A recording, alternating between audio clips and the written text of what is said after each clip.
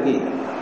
तो ये सब सारी चिट्ठी देकर के हमने मिनिस्ट्री से केंद्रीय स्वास्थ्य मंत्री को चिट्ठी लिखा कि ये स्थिति है। तब हमारा ये पर कार्रवाई करने के लिए एक चिट्ठी लिखा था सचिव झारखंड को, स्वास्थ्य सचिव और मिशन डायरेक्टर की नेशनल रूरल हेल्थ मिशन को कि आप इस पर कार्रवाई करें। अब उसमें और एक बात हम जिक्र किए थे, झारखंड में हमारे वहां जो भी ऑक्यूपेशनल डिजीज का केस आता है, क्योंकि हमारे वहां स्टोन क्रशिंग, माइनिंग रैम्पेंट है, मिनरल प्रोसेसिंग, क्वार्जाइट का ग्राइंडिंग, लेकिन जो भी पेशेंट आता है उसको किसी को पर्ची नहीं दिया जाता, प्रेस्क्रिप्शन नहीं दिया जाता। इवन हाल की घटना मैं बताऊं आपको, पार्वती मार्डी जिनका कंफर्म केस है सिलिकोसिस का, वो 18 मई को हॉस्पिटल में भर्ती हुआ है, फिर 19 को एक्सरे कराया गया है, 20 संडे का दिन डॉक्टर बोलने लगे कि आप यहां से जाइए, यहां अच्छा इलाज की सुविधा नहीं है। ठीक है, निकाल दिए, लेकिन जाने के समय बोल रहे हैं कि आपको यहां साइन करना पड़ेगा। उनका बेटी को बोल रहे हैं कि आप स्वेच्छा से जा रही है, लिखवाया, तब जाके उनको रिलीज किया, तब वो टाटा मेन हॉस्पिटल पे भर्ती हुआ। ये है सरकारी अस्पताल का सेवा व्यवस्था। क्यों? गवर्नमेंट का पॉलिसी क्या कहता है? एक चक्र बन गया है, क्योंकि ये अगर ऐसा नहीं रहेगा तो बाहर का जो नर्सिंग होम है वो फूल फल नहीं सकता है। ये एक अहम मुद्दा है। हर पुलिस, जैसा अभी डुमडुम जी बता रहे थे कि लोगों को गोली मार देते, एनकाउंटर में मार देते, वो दिखता है लोगों को दिखता है। जैसे पेशागत स्वास्थ्य सुरक्षा पर मैं काम करता हूं, कोई दुर्घटना में मर जाता है, वो दिखता है।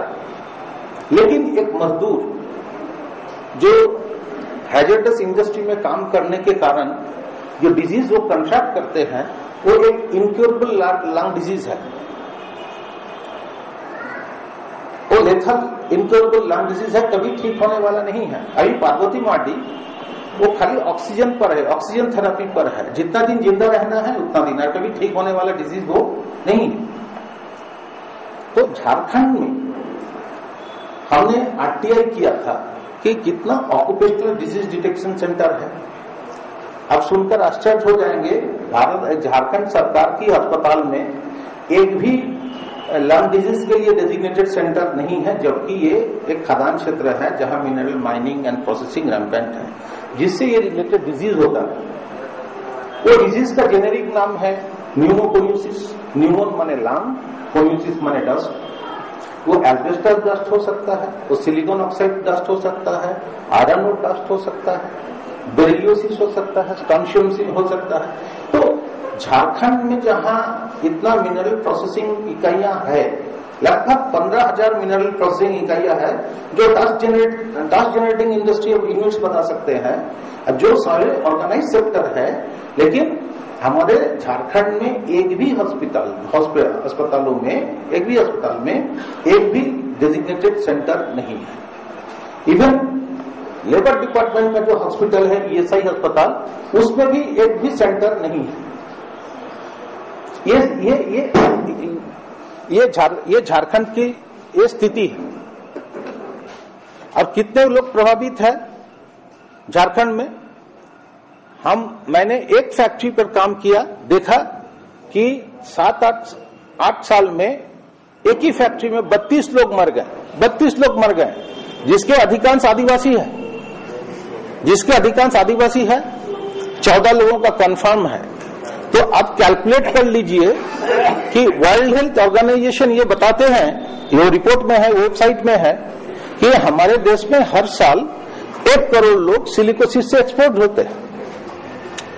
और ओके इंटरनेशनल यूके का रिपोर्ट है, प्रति वर्ष 30,000 लोग मारे जाते हैं भारत में। और रिसेंटली एक रिपोर्ट निकला वो इंटरनेशनल मॉनिटरी फंड का, वो रिपोर्ट ये है कि प्रति वर्ष कोल डस्ट के कारण या उस कोल डस्ट से जो प्रदूषण होता है, वो पोल्यूशन के कारण 70,000 लोग मारे जाते हैं। लेकिन इसके इलाज के लिए यहाँ इतना बड़ी माइनिंग कंपनियां हैं, प्राइवेट कंपनियां हैं, इनका ट्रीटमेंट और इलाज के लिए कोई साधन मौजूद नहीं है। क्यों? कोई पॉलिसी नहीं। तो मानवाधिकार आयोग एक काम किया है, कम से कम पेशागत जो मामला सुप्रीम कोर्ट में हमारे माननीय जो ये है कॉलिन साहब वो केस किए थे और वो केस था राइट टू लाइफ के सवाल पर था। तो सुप्रीम कोर्ट ने जो ऑर्डर दिया था कि कंपेंसेशन देने का है, वो अभी तक लागू ये सरकार नहीं कर रहे हैं। सरकार एक तरफ तो वो लागू नहीं कर रहे हैं, दूसरी तरफ अस्पताल में विभाग को नहीं खोल रहे हैं। अस्पताल में पेशेंट जाने से उसको निकाल दिया जाता है और लिखा जाता है कि आप स्वेच्छा से जा रहे हैं। जमशेदपुर का पेशेंट को यही किया गया है।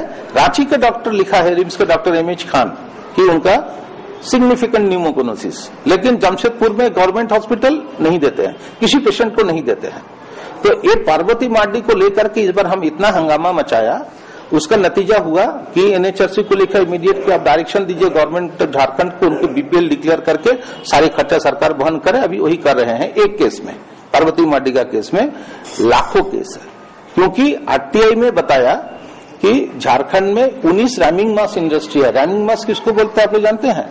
जहां क्वार्ट्ज ग्राइंडिंग होता है, या जहां 1 से 1.5 साल काम करते लोग, एक ऑक्यूपेशनल लैंग डिजीज कंट्रैक्ट करते हैं और 3-4 साल के बाद वो मर जाते हैं। उसका यही नियति। तो झारखंड में ऐसी इलीगल ऐसा यूनिट की संख्या 50 के लगभग है पूरे झारखंड में, पूरे झारखंड 50 के लगभग है।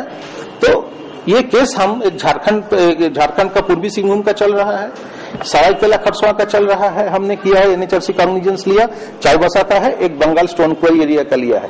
सब जगह एक स्थिति है। 14 का रिव्यू मीटिंग में जमशेद झारखंड से लोग जाके, झारखंड गवर्नमेंट के लोग जाके एक पॉलिसी क्या होगा बता रहे हैं, लेकिन जब हम यहाँ 6 महीना के बाद पूछते हैं, कुछ नहीं। देखिए, हमें एक मीटिंग में बुलाया गया गवर्नमेंट की ओर से, बोले कि आप एक ओ थी, ये साथ में मीटिंग में थी हमारी, तो उस मीटिंग में पीआईपी देने का बात बोला था कि आप प्रोजेक्ट इंप्लीमेंटेशन प्लान दीजिए। हमने बोला कि आप ओडीडीसी करो 2 जिला में, ऑक्यूपेशनल डिजीज डिटेक्शन सेंटर। तो हमने 1.15 करोड़ का एक प्रोजेक्ट बना के दिया। किस लिए? कि वहां 2-4 डॉक्टर रहेंगे, जहां आईएलओ क्लासिफिकेशन होगा एक्सरे प्लेट्स का, जहां मेडिकल वैन रहेगा, हैजार्डस यूनिट से लोगों को ले आया जाएगा, दिए। उसमें क्या किया, हमने प्रपोजल दिया 1.15 करोड़ का, वो जानती है, वो साथ में थी, कई मीटिंग में हमारे गई थी वहां। तो लेकिन सैंक्शन कितना हुआ जानते हैं? 5 लाख। अच्छा, 5 लाख किसको दिया? वेबसाइट में डाल दिया कि गवर्नमेंट हमारे साथ वो ओडीडीसी चला रहे हैं, लेकिन वो ओडीडीसी किस पे खर्चा हुआ? वो ऑक्यूपेशनल डिजीज किस पे वो बता रहे हैं, वेबसाइट में दे रहे हैं कि ये खर्चा कर रहे हैं ऑक्यूपेशनल डिजीज डिटेक्शन में, लेकिन वो खर्चा हुआ वर्कशॉप में खर्चा कर दिया है। लेकिन मानवाधिकार आयोग, आप लोग अखबार में पढ़े हैं, कुछ दिन पहले 10 तारीख को झारखंड गवर्नमेंट को शोकॉज किया है। उन्होंने बताया एक ह्यूमन राइट्स का वायलेशन है वर्क प्लेस में। तो हमने एचएलएन के साथियों से और जो भी साथियों से ये एक बहस छेड़ने का हमने मूड में है, जो इंडस्ट्री उद्योग चलाते हैं, वो जो कार्य क्षेत्र में भी जो मजदूरों का जो ह्यूमन राइट्स का सवाल है, इसको इग्नोर करते हैं, जिसका नतीजा आईएलओ का जो रिसेंट रिपोर्ट है वो बता रहे हैं कि हमारा प्रति वर्ष दुनिया में 20 लाख लोग पेशागत दुर्घटना और बीमारी से मरते हैं। 30 करोड़ नॉन फैटल एक्सीडेंट होता है, 30 करोड़। और ऐसे अपघात लोग हमारे दुनिया में हैं 1000 लोग जो रोजाना घर से निकल के नहीं लौटते, उनको वर्क प्लेस के एक्सीडेंट में वो मारे जाते हैं। और ये जो आईआईएम वाले यहाँ जो प्रोजेक्ट करेंगे बोलते हैं नागरी में जमीन लेके, उनको ये सीखना समझना चाहिए आईएलओ का रिपोर्ट से कि ये ऑक्यूपेशनल सेफ्टी एंड हेल्थ के कारण जो ग्लोबल इकोनॉमी का जो जीडीपी है उसका लॉस है 4%। तो ये मैनेजमेंट इंस्टीट्यूट से पढ़े हुए लोग, ये वहां से पास किए हुए लोग, ये उनका एक माइंड सेट रहता है, वो जो वर्कर्स का जो ह्यूमन राइट्स है वर्क प्लेस में, उसको महत्व नहीं देते हैं। वो खाली प्रोडक्शन ओरिएंटेड माइंड सेट रहता है, जिसके चलते दुर्घटनाएं घटते रहता है, बीमारी से लोग परेशान रहते हैं।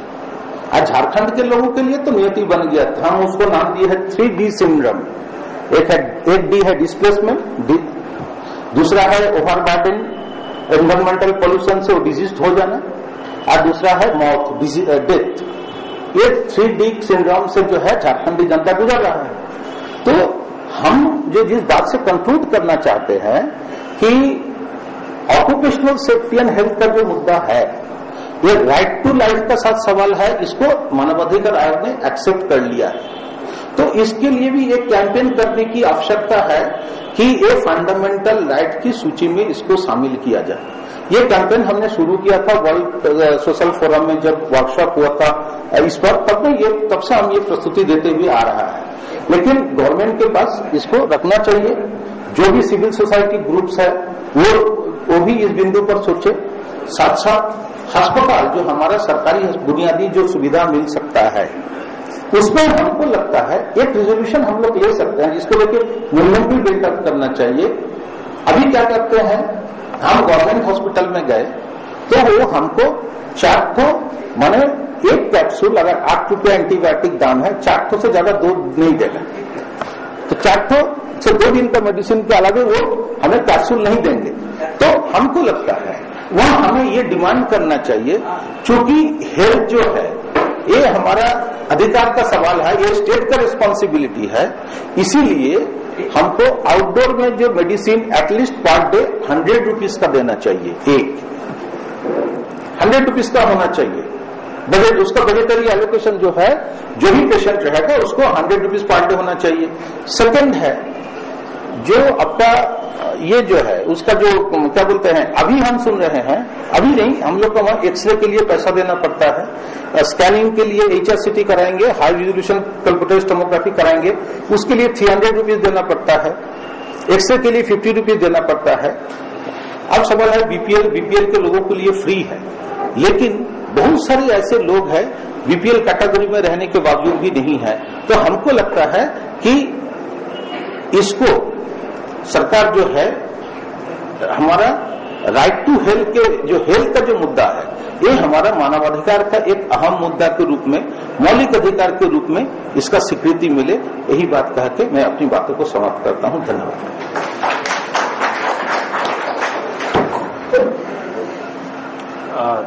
धन्यवाद सुमित। ये सेशन ऑलमोस्ट खत्म हो चुका है और हमारे पास कुछ वक्त होगा फिर कमेंट्स के लिए और कुछ चीजें अगर ऐड करनी हो जो बातें आई हैं उसमें। पिछले सत्र में भी और ये बात लोगों को शायद महसूस हो रही है कि ये जो हम हमारे कंसल्टेशन का वर्कशॉप का जो मुद्दा है, जो लिखा हुआ दिख रहा है ह्यूमन राइट्स एंड लॉ, तो ह्यूमन राइट्स पे तो बात आ रही है, लेकिन जो दूसरा पहलू है लॉ का, उस पर कोई बात नहीं आ रही है।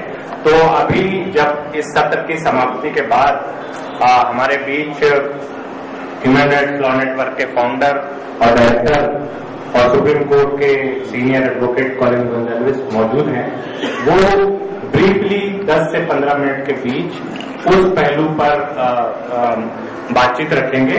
इसके अलावा शाम में लगभग 1 घंटे का सेशन होगा, खास तौर पर इसी पर कि ये जो लॉ का पहलू है, ह्यूमन राइट्स और जो लॉ का पहलू है, उस पर भी, वहां पर भी वो खास तौर पर एक इंटरेक्टिव सेशन होगा।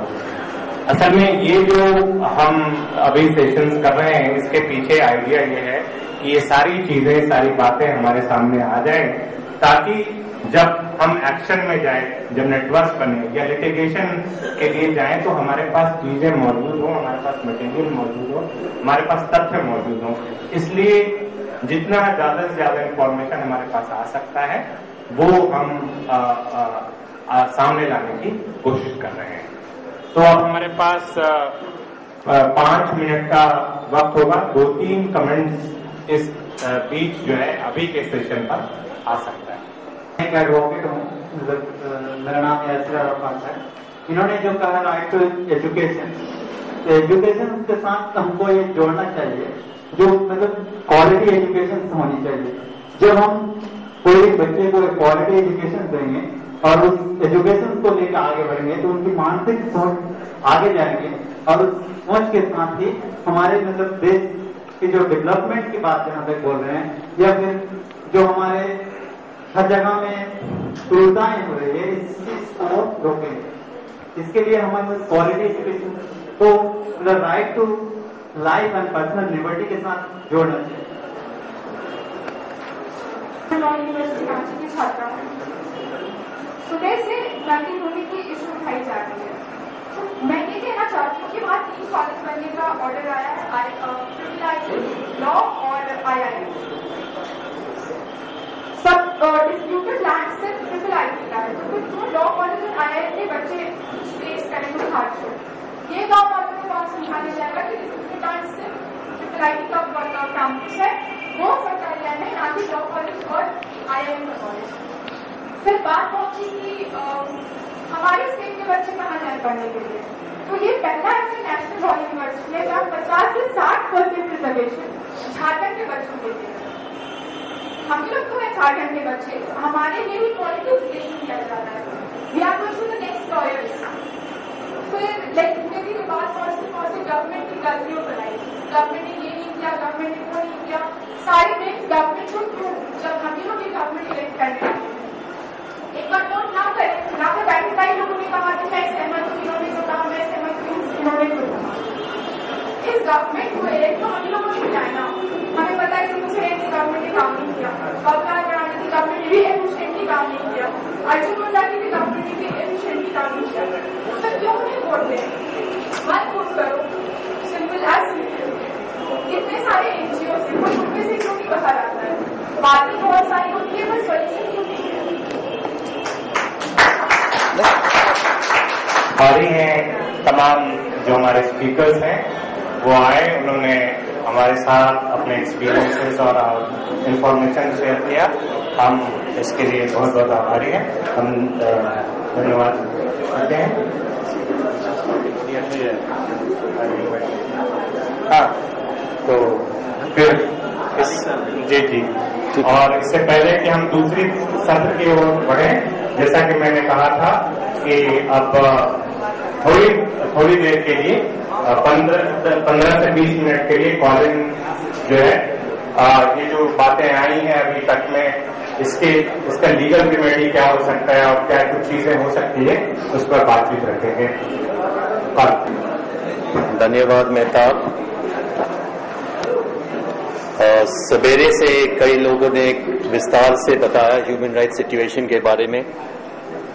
मेरा बोलने का समय एक्चुअली शाम को 5-6 बजे करीब रहेगा, जिसमें उस समय में मैं विस्तार से बताऊंगा कि कानून का उपयोग कैसा हो, जनहित याचिका कैसा किया जा सकता, क्रिमिनल केसेस जो है झारखंड में इसको अच्छी तरह से करे, ट्रायल कोर्ट में, उसके बाद हाई कोर्ट में जाना, उसके बाद सुप्रीम कोर्ट में जाना। ये पूरा जो रूट है लोएस्ट कोर्ट से हाईएस्ट कोर्ट तक, इसमें थोड़ा तरीका बताने का कोशिश करूंगा। और खास हमारा मकसद है कि झारखंड में, क्योंकि ये कॉन्फ्लिक्ट एरिया है, झारखंड में वकीलों का संस्था या नेटवर्क या कलेक्टिव कुछ भी हो, एक मंच ऐसा बनाया जाए, क्योंकि फिलहाल ये नेटवर्क कमजोर है, वकीलों का जो हस्तक्षेप है ये कमजोर है, और मेरे ख्याल से 100 ह्यूमन राइट्स केसेस में से अब हम लोग एक भी केस नहीं ले पाएगा या 2 केस ले पाएंगे, बहुत कम। और वो भी हमारा दृष्टिकोण पूरा पक्का नहीं है कि यहां अगर फेल होगा तो हाई कोर्ट कैसा किया जा सकता है और उसके बाद सुप्रीम कोर्ट। इस राज्य में ये बनाना बहुत जरूरी है, ये नेटवर्क वकीलों के और सोशल एक्टिविस्ट का जो कनेक्शन, संबंध जो होगा, सोशल एक्टिविस्ट, पॉलिटिकल एक्टिविस्ट और वकीलों का संबंध बनाना बहुत जरूरी है।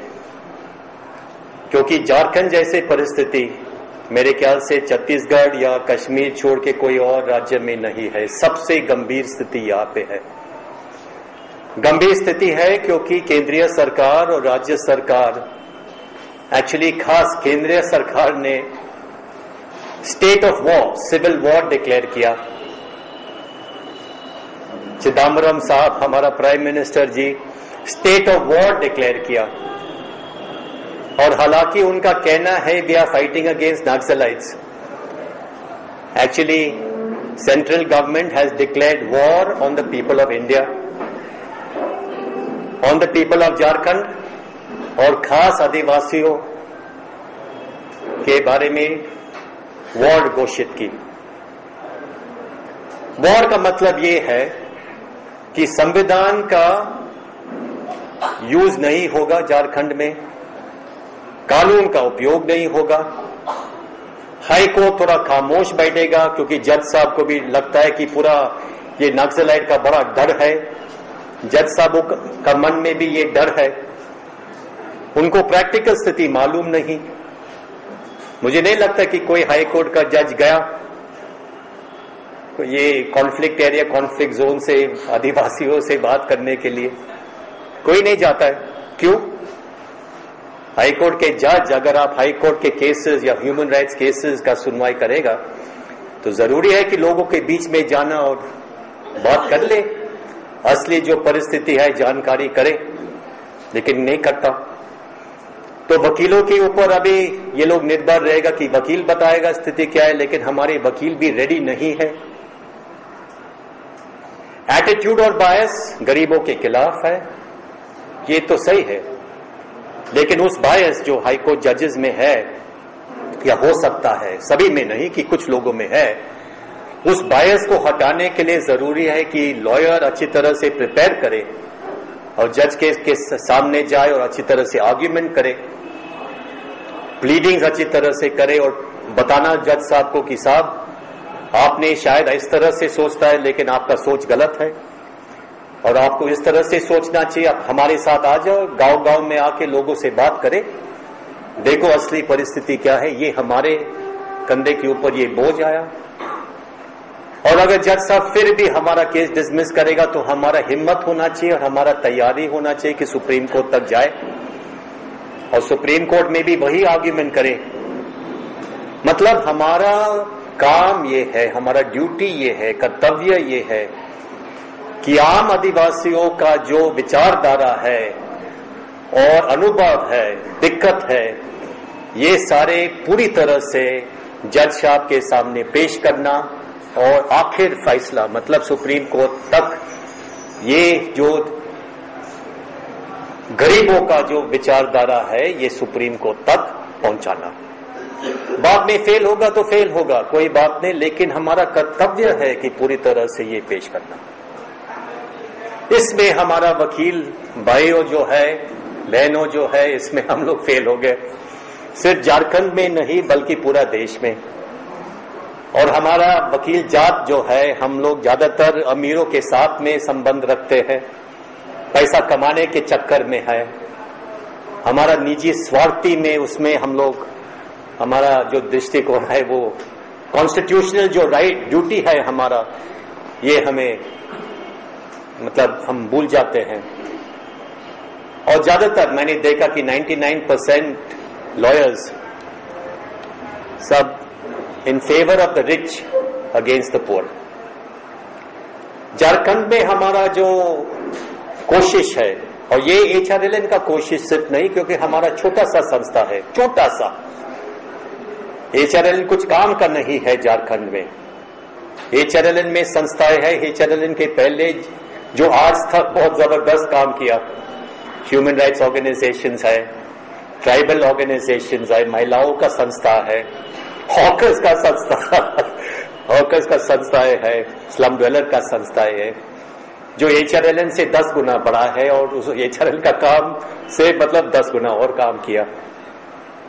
लेकिन क्योंकि हमारा कुछ कला है वकीलों का जो है, कुछ एक्सपीरियंस है आप कह सकते हो, इसलिए हम लोग वकीलों का एक, और ये कमजोरियां भी हम लोग महसूस करते हैं, लीगल कमजोरियां, इसलिए हम लोग कुछ इसमें थोड़ा और मजबूत बनाने का है। बनाने के लिए वकील खुद नहीं कर सकता। अगर कोई एडवोकेट सोचेगा कि मैं लेक्चर सुनने के बाद मैं और होश में आएगा और मैं ये काम करूंगा वो काम करूंगा, ऐसा नहीं होगा। अगर वो थोड़ा हम्बल बन जाएगा और अगर वो पीपल्स मूवमेंट के बीच में जाएगा, अगर वो मतलब समझता है कि उसका LLB डिग्री हालांकि नेशनल लॉ यूनिवर्सिटी से हो या कहीं से भी हो या फॉरेन से हो, पास होने के बाद उसका असली शिक्षा शुरू होता है। बड़ा डिग्री मिलने के बाद उसका असली शिक्षा तब शुरू होगा जब वो जनता के बीच में जाएगा। And all the law students here, I want to tell you very clearly, because sometimes you are worried about your own interest more than anything else. First thing, why we have called you here, कि आशा है कि आप young हो और आपका दिल में थोड़ा असंतुष्टि होगा, शायद मन में असंतुष्टि है, डिससैटिस्फैक्शन है, और आप पब्लिक के लिए कुछ करना चाहेंगे।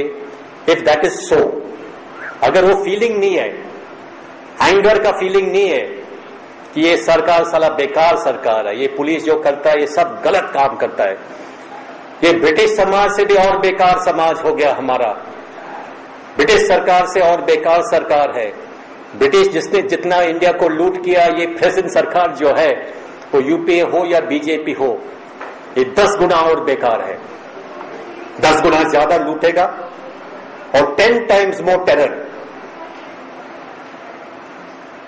ये जलियांवाला बाग में जो जनरल ड्वायर ने ओपन फायर किया और कुछ 17, 20, 25 लोगों को जान से मारा, उसके ऊपर एक्शन लिया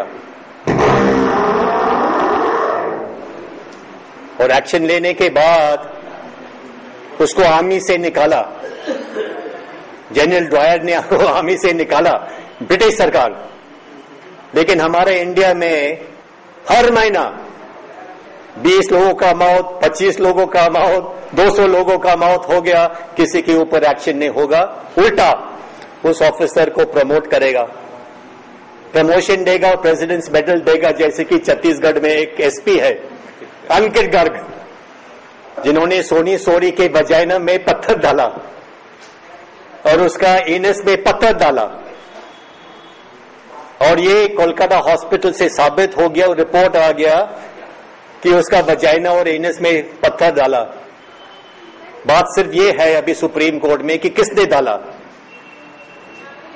और सोनी सोरी ने एफिडेविट फाइल किया कि अंकित गर्ग और 3 और पुलिसमैन रात को मेरे को टॉर्चर किया, इलेक्ट्रिक शॉक किया और उसके बाद मेरा वजाइना में पत्थर डाला, उसको प्रेसिडेंट मेडल मिला।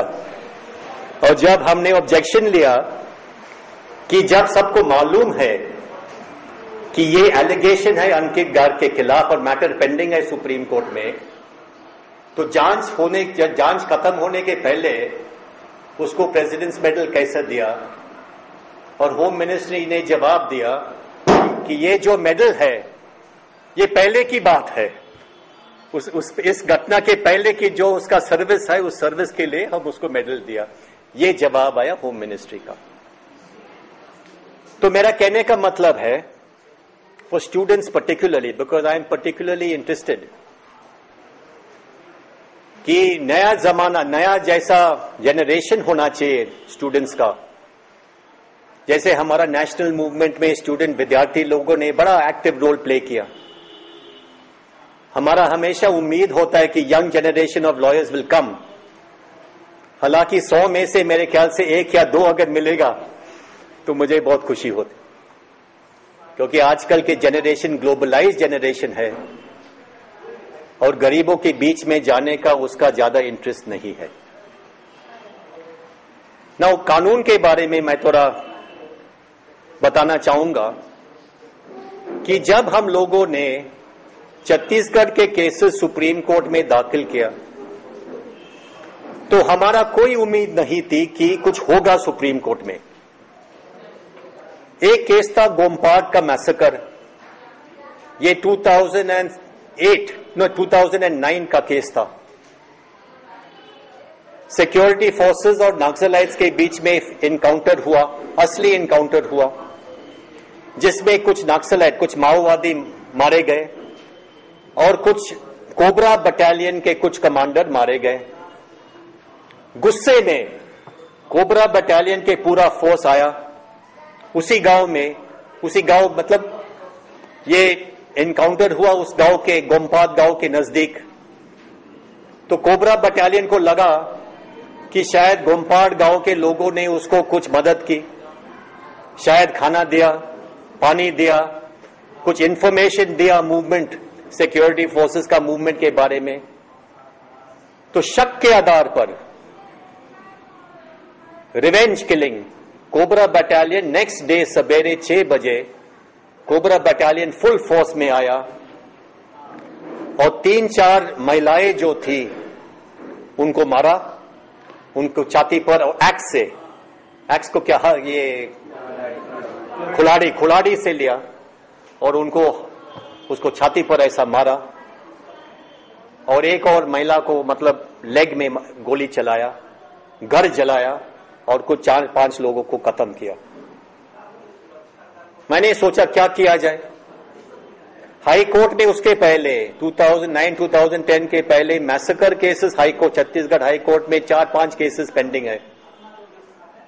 और देखो दुख की बात है, मैसेकर केसेस, इतना इंपॉर्टेंट मैसेकर केसेस पेंडिंग रहेगा छत्तीसगढ़ हाई कोर्ट के बोर्ड पर 4-5 साल के लिए। फाइनल हियरिंग के बोर्ड पर पेंडिंग रहेगा, कोई जज लेगा नहीं, नंबर के हिसाब से हम लेंगे। क्या ये